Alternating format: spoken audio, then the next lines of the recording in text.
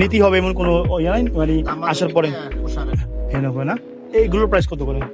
Ground play 2000 ওই দামাদামির option রেখে এই প্রাইসটা বলছেন। হিডেন কিন্তু দাম প্রত্যেকটা দোকানে কিন্তু হিডেনলি কিন্তু তারা কিন্তু দামাদামির অপশন রেখে প্রাইসটা চায়। এখানে যে 1500 যদি হয় হ্যাঁ রিজনেবল প্রাইস। ওই দোকানটা দেখা শেষ আঙ্কেলের সাথে ব্রিফটা ধারণা নিলাম এই প্রাইসগুলো এগুলো লেডিস সেন্ট্রিক এটা এই দোকানটা আসতে পারেন।